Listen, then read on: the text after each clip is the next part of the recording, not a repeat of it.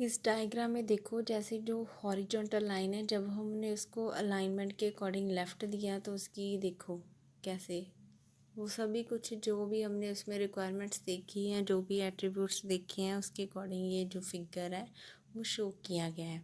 Comments, HTML comments are not shown by the browser. जो HTML के comments हैं वो ब्राउज़र के द्वारा जो नहीं शो किए जाते।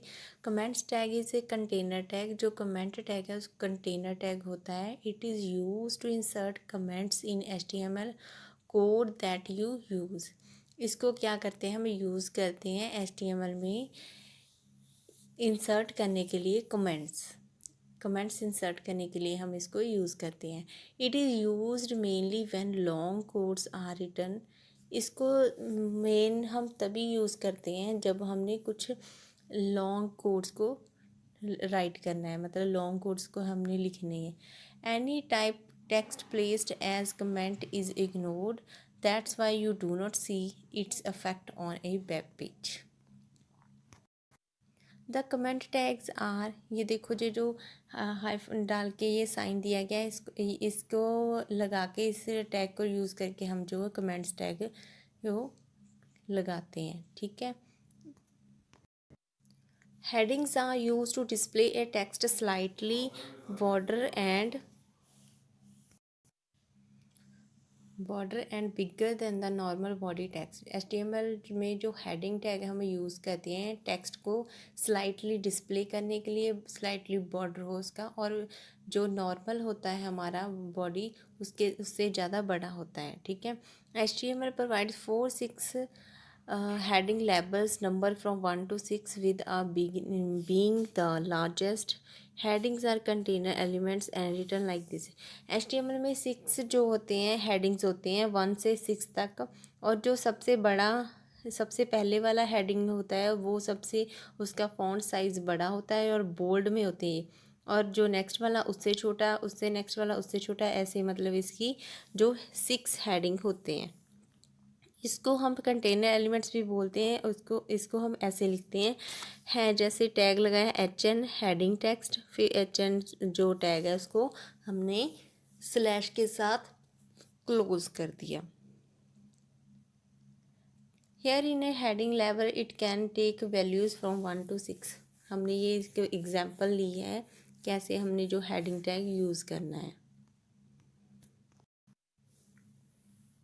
ये देखो हमने बॉडी के बाद H1 टैग लगाया heading level A, H2 heading level B, H3 heading level C, H4 heading level D। हमने 4 जो हेडिंग दी है, अगर हम 6 देते तो हमारी जो 6 लाइंस जो आउटपुट आएगी। अब देखो 4 टैग दिए हमने, ये देखो जो जो हमने दिया है H1 और के टैग के बीच में, ठीक है, वो सबसे बड़ा ऊपर आ गया। H2 के बीच में वो उससे छोटा, H3 वह उससे छोटा, और 4 वाला सबसे छोटा। ऐसे हम हेडिंग टैग्स को यूज़ करते हैं HTML डॉक्यूमेंट में।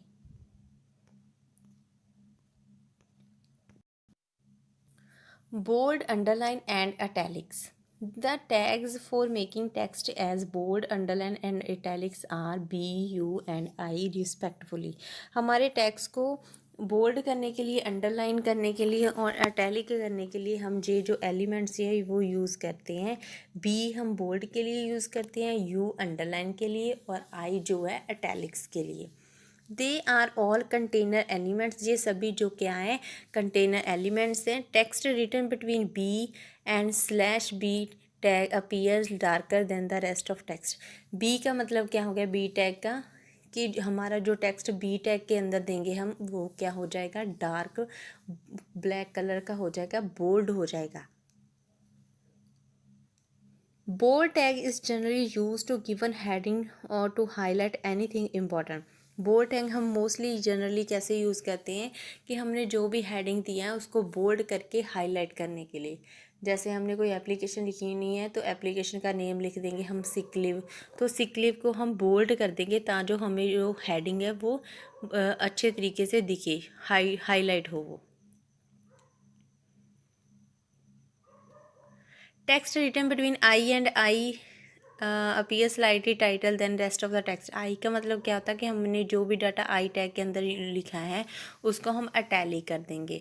और सेम यू टैग का ऐसे ही मतलब होता है कि जो भी डाटा हमने इनके बीच में लिखा है यू टैग लगाया, उसके बाद कुछ भी हमने किसी का नाम लिख दिया और यू टैग स्लैश के साथ क्लोज कर दिया, तो जो उसके बीच में डाटा लिखा होगा, जो भी लिखा होगा वो क्या हो जाएगा, अंडरलाइन हो जाएगा। जैसे Mohan is a, B tag लगाया, फिर ब्रेव स्लैश के साथ बी क्लोज कर दिया, बॉय, तो जो ब्रेव लिखा है वो क्या होगा, बोल्ड हो जाएगा। उसी तरह सरिता इज़, आई टैग लगाया, गुड, और आई टैग को क्लोज कर दिया स्लैश के साथ, इन स्टडीज़, तो जो आई टैग के बीच का डाटा होगा वो अटैलिक हो जाएगा। Sam Rehna and Jaspreet are best friends, जो बेस्ट है उसको यू टैग के बीच में लिखा, यू टैग लगा के बाद में बेस्ट लिखा, यू टैग को क्लोज कर दिया, तो ये क्या हो जाएगा, अंडरलाइन हो जाएगा। इसी तरह हमने जो कंबाइन टैग्स यूज़ किए, Sultan is very fast and B tag भी लगाया और आई भी लगाया। अब क्या होगा, ये इन बोल्ड भी होगा इंटेलिजेंट जो लिखा है और इटैलिक भी होगा। Same vegetables are very, B tag भी यूज़ किया, यू देन कॉस्टली लिखा है, फिर हमने यू टैग को क्लोज किया, बी टैग को क्लोज किया, टुडे, तो जो हमारा कॉस्टली लिखा है ये बोल्ड भी होगा और अंडरलाइन भी होगा। ये देखो इसकी आउटपुट, जो ब्रेव लिखा था वो बोल्ड हो गया, ठीक है। उसी तरह नीचे जो बेस्ट लिखा था वो अंडरलाइन हो गया, इंटेलिजेंट जो लिखा था वो बोल्ड हो गया, कॉस्टली लिखा था वो अंडरलाइन हो गया। तो इस तरह हम जो डाटा को टेक्स्ट को फॉर्मेटिंग भी कर सकते हैं। उसके बाद आ गया हमारा centre. The centre tag is use to centre text between the left and right margin, it is a container element. जो हमारा टेक्स्ट है ना तो लेफ्ट में होगा ना राइट में, और दोनों साइड से मार्जिन क्या होगा, उसका सेंटर में होगा, तो जो डाटा है वो क्या होगा, हमारा डॉक्यूमेंट में हमारा जो भी टेक्स्ट जो भी लिखा होगा वो सेंटर में होगा जब हम उसकी अलाइनमेंट सेंटर देंगे। उसके बाद है font. The font elements is use to specify the size, colour and font of the next text they enclose. Font element क्या है, हम यूज़ करते हैं स्पेसिफाई करने के लिए किसी फॉन्ट का साइज़, कलर और फॉन्ट स्टाइल जो भी होगा। Font is a container element, इसको कंटेनर एलिमेंट बोलते हैं। टेबल गिवन बिलो, ये कुछ नीचे एट्रीब्यूट्स दिए गए हैं फॉन्ट के जो हम यूज़ करते हैं। सबसे पहले size, it sets the relative size of the text. ये क्या करता है, हम सेट करता है टेक्स्ट क्या होगा, टेक्स्ट का साइज़ क्या होगा। क्या है size, it sets the relative size of text. इसमें क्या है, हम जो हमारा टेक्स्ट का साइज़ है वो सेट करते हैं। Colour, it sets the colour of the text, we can give either the name of the colour and और its hexadecimal value in the form RGGBB। मतलब क्या करते हैं, ये हमारे टेक्स्ट का कलर सेट करते हैं। कलर हम कुछ भी दे सकते हैं, वो कलर का नेम भी हो सकता है और उसका हेक्साडेसिमल कोड भी हो सकता है। Face, it sets a font face for the text. ये क्या करता है, फॉन्ट का फेस जो है सेट करता है टेक्स्ट का। उसके बाद है HTML5। The HTML5 that is popular now days in HTML version 4.01। जो HTML का ये वर्ज़न है, ठीक है, 4.0 जो है वो इन दिनों में बहुत पॉपुलर है। HTML5 is the new language specification purpose for the web pages.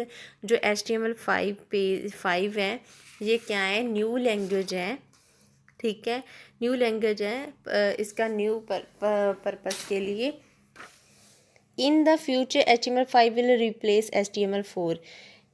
Future में, इन फ्यूचर में क्या होगा, जो HTML5 है वो रिप्लेस कर देगा HTML4 के साथ।